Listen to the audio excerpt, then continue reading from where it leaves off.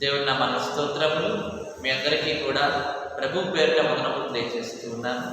మరి ప్రతి ఒక్క దినము లాగానే ఇవాళ కూడా దేవుడు మనతో ఒక మంచి వాగ్దానం ద్వారా ఆయన మాట్లాడబోతూ ఉన్నాడు. కాబట్టి ఈ వాక్యం వినండి, అనేక మందికి వాక్యాలు పంపించండి.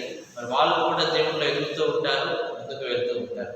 ఇవాళ వాగ్దానం మనం చూస్తే యెషయా గ్రంథము 57వ అధ్యాయం చూసినట్లయితే యెషయా గ్రంథము 57వ అధ్యాయము 18వ వచనం మనం చదువుకుందాం. 18వ వచనం, నేను వారి ప్రవర్తన చూచి తిని వారిని స్వస్థపరచుదును, వారిని నడిపించును, వారిలో దుఃఖించు వారిని ఓదార్చుదును అంటూ ఉన్నాడు. ఇక్కడ మనం చూస్తే నేను వారి ప్రవర్తనను చూచి తిని అంటూ ఉన్నాడు. మన ప్రవర్తన ఎలా ఉన్నదండి ఈ రోజుల్లో దేవుడి దగ్గర? ఇటు మనుషుల దగ్గర మన ప్రవర్తన ఎలా ఉన్నది, దేవుడి దగ్గర మన ప్రవర్తన ఎలా ఉన్నది?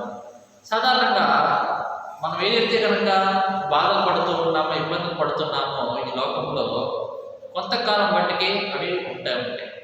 దేవుడు చూస్తూ ఉంటాడు, నువ్వు ఎంత బాధపడుతున్నావు ఈ లోకంలో, నువ్వు ఎంత కష్టపడుతున్నావు, నీ కుటుంబం కొరకు, నీ కుటుంబ పోషణ కొరకు, నీ ఉద్యోగం కొరకు, నీ పనుల కొరకు, అలానే దేవుని కొరకు నువ్వు ఎంత కష్టపడుతూ ఉన్నావో, ఎంత ఇబ్బంది పడుతున్నావో ఆ దేవుడు అన్ని చూస్తూనే ఉంటాడు. నీ ప్రవర్తన దేవుడి దగ్గర ఎలా ఉండాలంటే చాలా మంచిగా ఉండాలి. దేవుని ఆజ్ఞలు పాటిస్తా, చెడుని విడిచిపెట్టేసి, చెడు సాంగత్యాలు మనం విడిచిపెట్టేసి, పాపం చేయకుండా పవిత్రుడుగా ఉండి, నీతిమంతుడు ఎలాగైతే ఉంటాడో అలాగే మనం ఉండి, సహనము ఓర్పు కలిగి ఉండి, మన కంటి ద్వారా మనం చూసేవి అవి మంచిగా ఉండాలి, మనం వెళ్ళే మార్గాలు అవి మంచిగా ఉండాలి, మనం చేసే పనులు చాలా చక్కగా ఉండాలి. అలాగే ఇవన్నీ కూడా ప్రవర్తన కిందకు వస్తూ ఉంటాయి. కాబట్టి దేవుడు ఏమంటున్నాడు, నీ ప్రవర్తన నేను చూసా అంటున్నాడు. నీ అందాన్ని కాదు, నువ్వు వేసుకున్న బట్టలు కాదు, నీకు డబ్బు ఉందా లేదా అది కాదు, నువ్వు పేదవాడివా అది కాదు, నీ ప్రవర్తన ఎలా ఉన్నది దేవుని దగ్గర అది మాత్రమే దేవుడు చూస్తూ ఉన్నాడు. చూచి ఏం చేస్తున్నాడు, వారిని స్వస్థపరుస్తాడు, వారిని నడిపిస్తాడు. సాధారణంగా ప్రవర్తన బాగాలేకుండా అనేక మంది రాజులు, మన పాత నిబంధనలో ఉండే రాజులు అనేక మంది వాళ్ళు మరణించినట్లుగా మనం చూస్తూ ఉన్నాం. హిజ్కియా మహారాజు కానీ, అలానే వాళ్ళ కుమారుడైనటువంటి మనష్య కానీ, మనష్య కుమారుడు ఆమోసు కానీ కదండి, అలానే ఇంకా అనేక మంది అజర్యా కానీ, వీళ్ళందరూ కూడా మనం చూస్తే నెబుకద్నెజర్ కానీ వీళ్ళందరూ రాజులు కూడా దేవుడిలోంచి చెడు నడిచిన వాళ్ళు ఉన్నారు. అలానే కొంత ప్రవర్తన దేవుడిలో మంచిగా ఉన్న వాళ్ళు ఉన్నారు. హిజ్కియా మహారాజు మొదట్లో మంచిగా ఉన్నాడు, దేవునికి బాగా మంచిగా చేశాడు. చివరిలో కొంచెం గర్వం వచ్చింది. గర్వం వచ్చినందువల్ల ఆయనలో దేవుడిలోంచి కొంచెం తొలగిపోయాడు. అలాగా నెబుకద్నెజర్ రాజు ప్రవర్తన బాగాలేదు. ప్రవర్తన బాగాలేదు, తనటువంటి వాటిని చూసి గర్వించాడు. దేవుడు చాలా బాగా బుద్ధి చెప్పాడు, మనకు అందరికీ ఆ విషయం తెలిసింది. అలాగా మన ప్రవర్తన ఎలా ఉండాలి, దేవుడిలో చాలా చక్కగా ఉండాలి.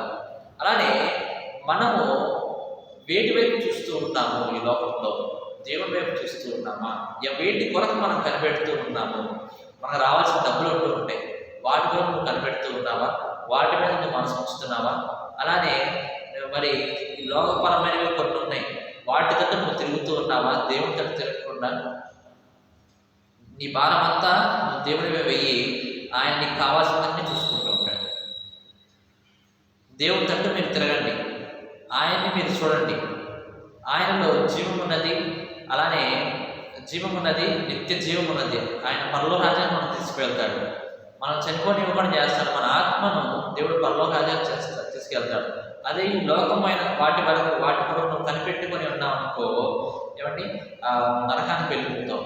యెహోవా కనిపెట్టుకుని వారు నూతన బలం పొందుతారని దేవుని యొక్క వాగ్దానం చెప్తుంది కదా. అలానే మీకు నూతన బలం కావాలంటే కనుక, అలానే మీకు స్వస్థత కావాలంటే, మీకు ఓదార్పు కావాలంటే, మీకు మంచి నడిపింపు కావాలంటే దేవుడి దగ్గర కనిపెట్టుకోండి. మీ ప్రవర్తన దేవుడికి చాలా ఇష్టంగా ఉండలేదు. ప్రవర్తన ఇష్టం లేనివాడు ఈ ప్రార్థన చాలా చక్కగా ఉండాలి దేవుడి దగ్గర. చాలామంది కూడా ఒక 5 నిమిషాలు 10 నిమిషాలు ప్రార్థన చేసుకుని సరిపోయేదిలే, చాలు ఇవాళ చాలు, 24 గంటలు ఇస్తే నీకు 5 నిమిషాలు 10 నిమిషాలు ప్రార్థన చేసుకుంటే చాలు అనుకుంటుంటారు. మంచి ప్రార్థన కాదండి. కనీసం ఒక హాఫ్ అన్ అవర్ కానీ 1 అవర్ కానీ దేవుడిలో గడిపి ఇవాళంతటా నీకు చేసిన మేలుల గురించి నువ్వు దేవుడిని పొగుడుతూ అలానే చేయబోతున్న కార్యాల గురించి దేవుడిని అడుగుతూ ఉంటే కనుక ఎంత మంచిగా ఉంటుంది. నీ ప్రవర్తన దేవుడికి ఎంతో ఇష్టంగా అవ్వాలి. దావీదు చాలా మంచిగా దేవుడిలో నడిచాడు, చాలా మంచిగా నడిచాడు, పవిత్రుడిగా ఉన్నాడు. తన మామ అయినటువంటి సౌలు మరి ఛాన్స్ వచ్చింది దావీదుకి, సౌలు చంపేటటువంటి ఛాన్స్ వచ్చింది. అయినా కూడా దావీదు ఏం చేసి సౌలు చంపలేదు. ఇతను దేవుని చేత అభిషేకం పొందిన వ్యక్తి. దేవుడిలో ఇప్పుడు కొంచెం శాతం ఉన్నాడేమో, కానీ ఒకప్పుడు దేవుడిలో మంచిగానే ఉన్న వ్యక్తి, మంచిగా పరిపాలించిన వ్యక్తి, దేవుని చేత అభిషేకం పొందిన వ్యక్తి.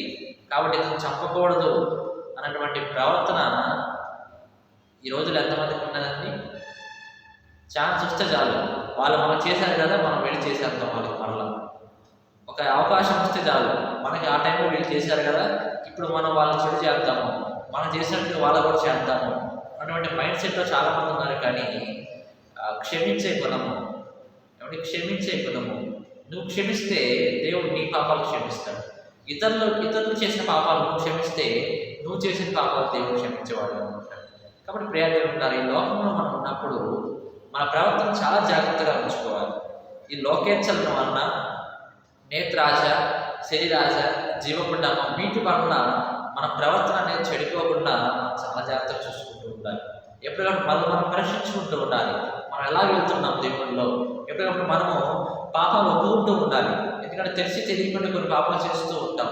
వాటికి మరి క్షమాపణ కావాలంటే కనుక నువ్వు ఒప్పుకుంటూ ఉండాలి పాపాలను.